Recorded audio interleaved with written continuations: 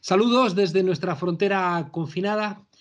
Acaba de hacer una propuesta el presidente del gobierno de unos pactos de la Moncloa. Son grandes palabras como la de New Deal, son grandes propuestas que tienen una parte de propaganda, tienen una parte de invitación a una comprensión generalizada, pero también pueden tener una parte de verdad o una parte de mentira. Para hablar de este asunto, nada mejor que dialogar con un sindicalista, con una persona que ahora mismo lleva la dirección de la Escuela de Trabajo de Comisiones Obreras, que ha estado en la política, que ha estado en el sindicalismo y que casi conoció de primera mano todo aquello que se vivió en aquellos momentos. ¿Cómo estás, Coscubiela? Un saludo tenerte aquí en nuestra frontera, Joan Coscubiela. Muy bien, Juan Carlos. Lo viví, Oye, no como protagonista, pero lo viví, sí. lo viviste. Oye, vamos a Como ver, tú has planteado protagonista, en un artículo reciente has planteado que había dos partes, ¿no? En los pactos de la Moncloa iniciales. Una parte económica, ¿no? Que tú entiendes que fue positiva. los pactos de Moncloa son un todo. En definitiva, lo que creo que tratan clarísimamente de estabilizar económica y políticamente el país en una situación que era bastante catastrófica en todos los términos. Las opiniones que se pueden tener de esos pactos son muy diversas, depende de la mirada que le quieras dar. Mm. Desde el punto de vista, fueron unos acuerdos positivos, sobre todo porque sentaron las bases de cosas que en estos momentos nos parecen normales, pero que no lo son.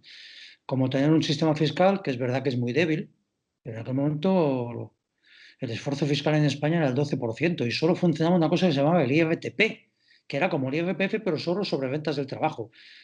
No había prácticamente seguridad social, por mucho que los franquistas dijeran que la contaran ellos. En aquel momento se gastaba menos del 4% en pensiones. Y fue en ese acuerdo en el que, además de una estabilización económica, que lo que pretendía es moderar una inflación del 26,5%, una situación bastante dura, lo que hubo también se sentaron las bases de lo que luego recoge la Constitución, esa Constitución social, la parte de la Constitución social. Mm.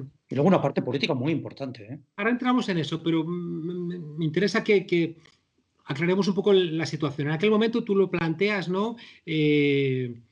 Había una crisis económica mundial, había reconversión industrial, especialmente en el textil, había un enorme desempleo en aquel momento en España, devaluación de la peseta, tipos de interés entre el 10 y el 20%, una inflación del 26%. Tú dices que en ese momento ese gran acuerdo empezó a estabilizar, ¿no?, algunos elementos. Has señalado, uno de ellos, ¿no?, fue que empezaron a pagar impuestos, aunque todavía quedaría bastante para que Borrell empurara a Lola Flores, ¿no? Es decir, pero tú dices que se empezaron a sentar las bases de un acuerdo fiscal en nuestro país. Sí, se sientan las bases porque se crea, por ejemplo, en aquel momento el IRPF y se formulan los elementos troncales de lo que luego fue el sistema fiscal, que no lo empieza Borrell, que lo empieza Fernández Ordóñez, no Mafo, el ex gobernador en España, sino su hermano, de UCD, llamémoslo un social liberal, pero que en el momento sabía que un Estado no puede funcionar sin un sistema fiscal. Yo diría que aquello fue importante, la seguridad social también. Y, por supuesto, tuvieron otros aspectos que fueron los más criticados.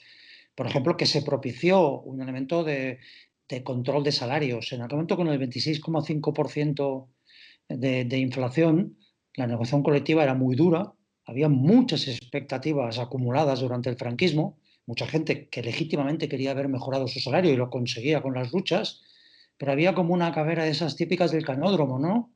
Que los salarios iban detrás de la inflación y nunca la pillaban. El conejo mecánico siempre llega antes, ¿no? Entonces ahí se formuló una política claramente de moderación salarial, en el sentido de que los salarios dejaron de negociarse. La orientación no era negociarla sobre la inflación pasada, sino la inflación futura, sobre la previsión. Eso ocasionó claramente una pérdida nominal, insisto en el concepto nominal del poder adquisitivo de los salarios, pero que fue relativa porque al reducirse la inflación también permitió que la erosión que la inflación hacía en los salarios fuera menor. Pero en cualquier caso, ese fue el aspecto más criticable desde una posición claramente de izquierdas, que desde mi punto de vista... Déjame que te mencione otros tres que también fueron criticados desde la izquierda. Se estableció por vez primera la contratación temporal, se estableció el despido libre con un límite del 5% de la plantilla de No, cada no, no. empresa. No es exactamente así. Esas son las lecturas absolutamente al grueso de lo que se estableció.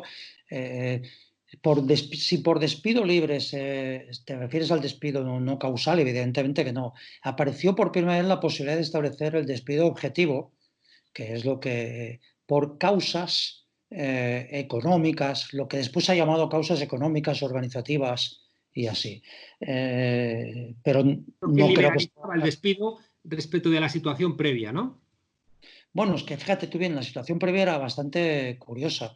Veníamos, la gente no lo sabe, pero veníamos de el decreto de 4 de marzo del 77, eh, que es pocos meses antes, lo que había hecho es restituir una legislación del Licinio de la Fuente, del último ministro franquista, que obligaba a las empresas a la remisión obligatoria en caso de despido improcedente. Mm. Claro, esa ley duró desde un mes del 1976 hasta un mes de 1977. Es decir, era bastante ficticia aquella realidad, ¿no? Pero no creo que tenga nada que ver con lo que en estos momentos llamamos ni contratación temporal. De hecho, la puerta de la contratación laboral temporal descausalizada se produce claramente con la reforma laboral de Felipe González de 1984, esa, Mm. que fue la que después fue acumulando agravios y provocó la huelga general del 88.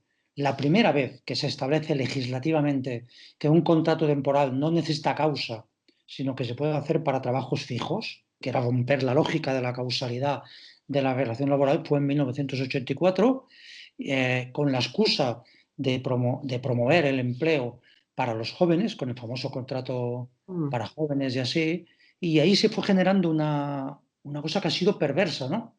Esa justificación de que como hay mucho paro, hay que hacer retroceder los derechos de los trabajadores para que así puedan ser fácilmente contratados. Pero insisto, que hecho es de 1984, no tiene nada que ver. Vaya, el pacto de la Moncloa como pacto, tanto sus vertientes económicas y políticas, duró un año, porque maduró con la Constitución. El pacto de Moncloa tiene las bases después de la Constitución y después la convulsión política del país, que se expresó también el 23 de febrero del 81, ya lo hizo saltar. Pero déjame hacerte una pregunta como sindicalista.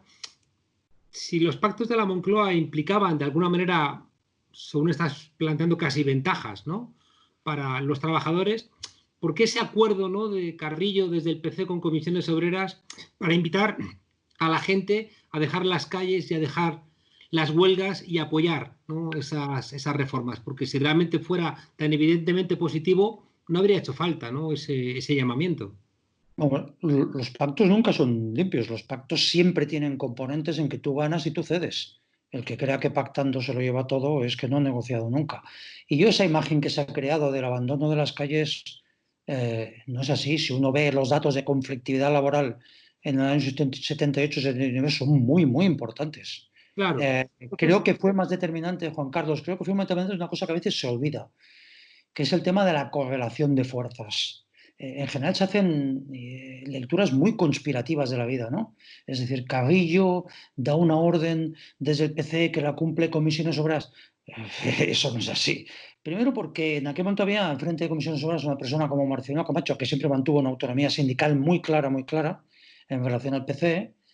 Quiero recordar que hubo una espectacular movilización en el 79 contra el Estatuto de los Trabajadores del año 80 mm, y entre otras cosas porque había en las negociaciones colectivas, había y hay aún mucha más autonomía de los centros de trabajo y de los actores negociadores de los que se cree. ¿Cuál fue el elemento, yo creo, determinante de una situación jodida desde el punto de vista de los trabajadores? Un problema de correlación de fuerzas que tenía mucho que ver con la crisis económica, con un desempleo brutal, y eso siempre desmoviliza, no nos olvidemos, y luego, ojo, que en el mundo pasaban cosas. En el mundo vino Thatcher primero, y luego vino Reagan, y vino una ofensiva brutal en términos ideológicos. Yo creo que es el factor determinante. No ninguna consigna. Si yo creo que hubiera sido una consigna de Cabello, la verdad es que las cosas no hubieran ido como lo explican algunos, o sea que no es bueno, tan pero conspirativo, vaya, es un poco más marxista. que todas las crónicas de la época, todos los libros que estudian el momento, ese encuentro entre Carrillo y Suárez, Carrillo le ofrece lo poco que tiene, ¿no? Porque no tiene un enorme resultado electoral, le ofrece pues, comisiones obreras, que en ese momento era el sindicato No, más. ¿Tú crees que ese acuerdo nunca las existió crónicas entre Suárez y Carrillo? ¿no? Las crónicas ponen de manifiesto clarísimamente que durante muchas ocasiones las estrategias de comisiones obreras no tenían nada que ver, no es que no tuvieran nada que ver, no seguían lo que eran las opiniones políticas del Partido Comunista. Las tensiones fueron importantes. Si algo creo que ha tenido el movimiento sindical y concretamente comisiones en ese sentido es un grado de autonomía y de independencia sindical muy importante. Independencia que no quiere decir indiferencia en relación al marco político, pero sí independencia. No, ya le hubiera gustado desde ese punto de vista a Cabello, persona por la que tengo simpatía, controlar comisiones obreras. No, la cosa creo que es un poco más complicada. Esas son visiones un poco judeocristianas, si me permites, Juan Carlos.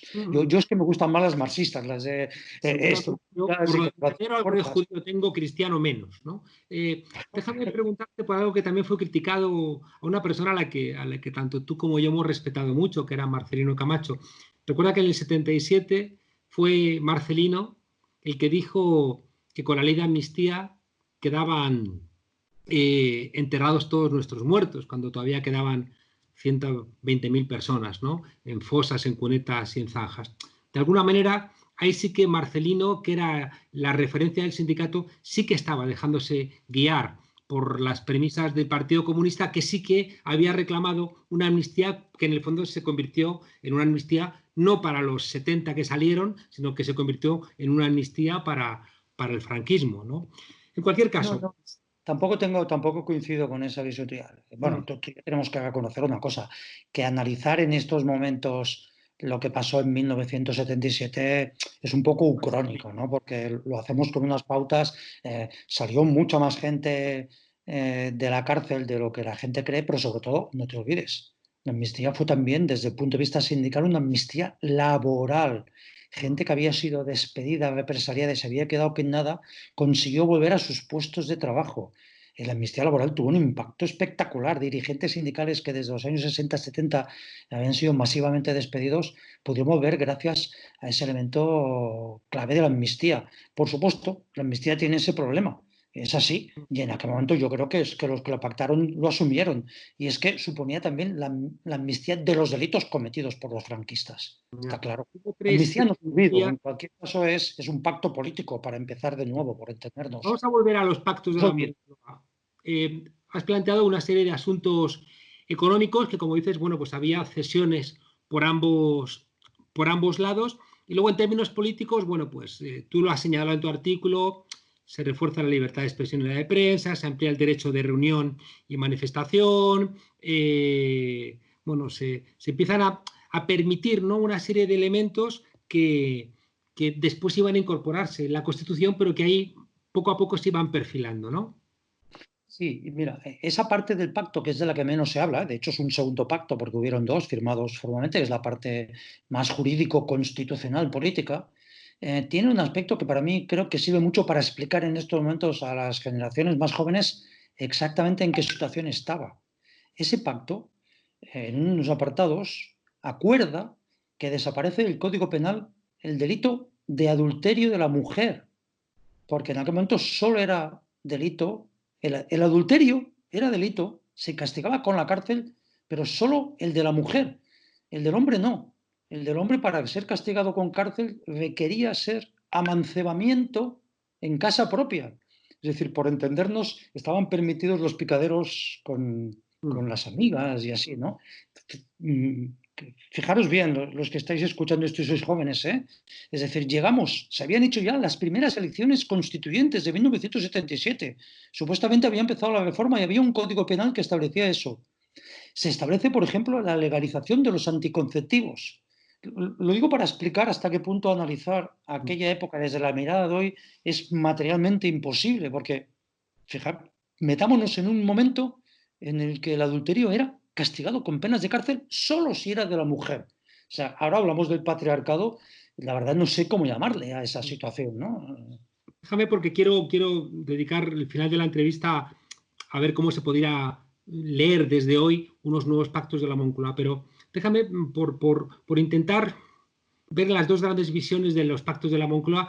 Tú entonces me asumirías que un franquismo agonizante, con un sistema económico agonizante que fue incapaz de dar respuesta a la crisis del 73, puso en marcha con los pactos de la Moncloa, bueno, un gran acuerdo que salvaguardaba, ¿no?, los intereses económicos de la economía No, en aquel momento, y que de alguna manera ahí se sentaron las bases de esa diferencia que tenemos con el entorno nuestro, un Estado social más débil, mayores desigualdades y un muy débil no, mercado laboral. ¿Tú crees que todo eso no viene de los pactos no. de la Moncloa? Primero porque el fascismo no estaba agonizante. Te recuerdo que había acabado de asesinar a los abogados de Atocha. Es decir, ese mismo año habían asesinado a los abogados de ¿Tú Atocha. crees que puede haber una reedición del franquismo en el año Luego, 73? no, y luego se produce además el golpe de Estado del 23 de febrero de 81. No, no. El fascismo no estaba ni mucho menos agonizante, tenía una fuerza importante. Los aparatos de Estado brutales que condicionaban sin duda mucho, claro. Esas son las reglas del juego. Como dice tu amigo Vázquez Montalbán, que lo tienes ahí detrás tuyo, lo estoy viendo, aquello fue un pacto, pero fue un pacto de impotencias mutuas. Es decir, el franquismo, que quería reproducirse, no lo consiguió y tuvo que pactar la transición a un régimen democrático, y la oposición que quería la ruptura no tuvo fuerzas, no tuvimos fuerzas suficientes y se Claro, produjo ese pacto de impotencias mutuas. pero en esa Pero impotencia tú no reconoces que en los pactos de la Moncloa haya una parte de esa impotencia que generó después un resultado muy poco virtuoso de nuestra economía. no, no, por ejemplo, tampoco estoy de acuerdo con el tema de la interpretación de nuestro estado social es hoy débil en relación a Alemania, Suecia y otros, fundamentalmente por un problema de desarrollo, no de ese pacto ni mucho menos de la Constitución. Creo que en este momento se está haciendo una visión desde la izquierda bastante más equilibrada de la Constitución y se está poniendo de manifiesto la potencia, ¿no? Nosotros tenemos un reconocimiento del derecho de huelga en nuestra Constitución que permite las huelgas sociopolíticas, por eso podemos hacer huelgas generales. Eso no se puede hacer ni en Inglaterra, ni en Alemania, ni en otros muchos países que solo se permiten huelgas profesionales. Nosotros tenemos en la Constitución algunos artículos, como el artículo 9, que obliga a los poderes públicos a remover todas los obstáculos. Sí, sí, ya, pero ¿por qué eso a veces se ha hecho y a veces no? Fundamentalmente no por aquel pacto, sino por el desarrollo posterior. Es decir, esa Mm, constitución ha permitido, por ejemplo, pasar de un sistema social que gastaba el 4% del PIB en pensiones a otro que gasta en estos momentos el 12%. Eso mm, solo, la constitución solo, no. La constitución y muchas luchas sociales, por supuesto. claro.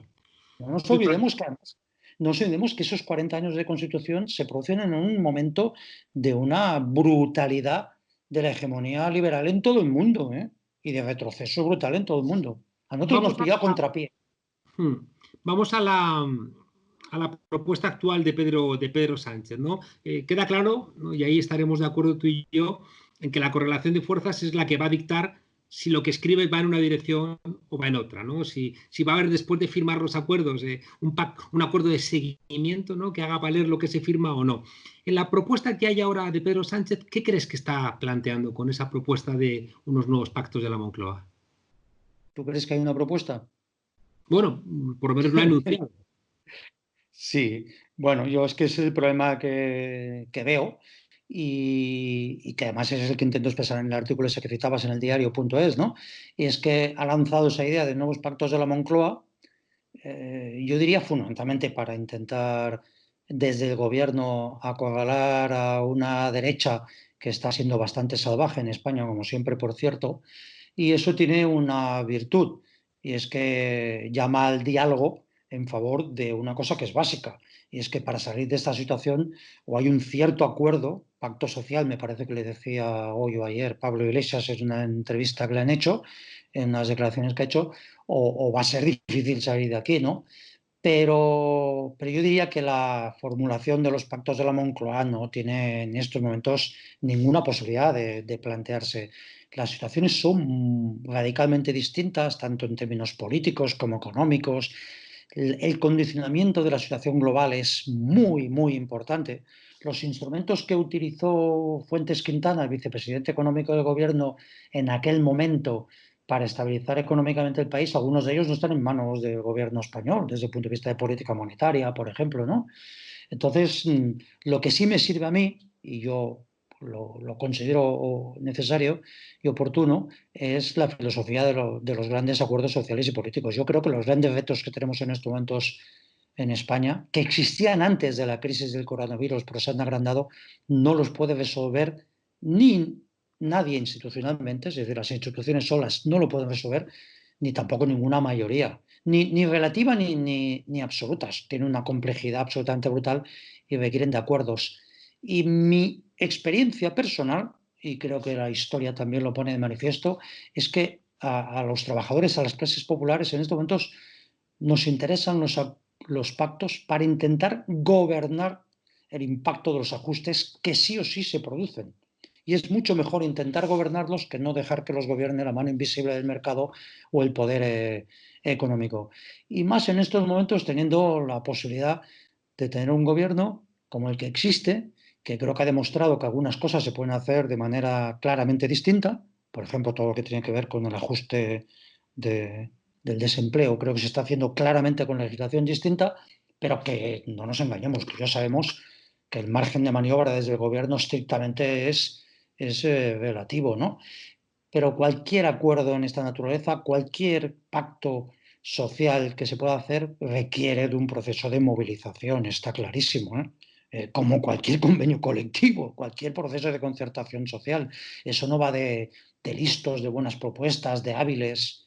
No, va de correlación de fuerzas, como siempre. O sea, que si se quiere de verdad, si la izquierda quiere de verdad abordar esta crisis desde el gobierno con pactos sociales, que yo creo que es una buena idea, si es que se tiene esa, que no lo sé, claramente ha de poner encima de la mesa como uno de los vectores un proceso de movilización social en favor de esas salidas progresistas de la crisis.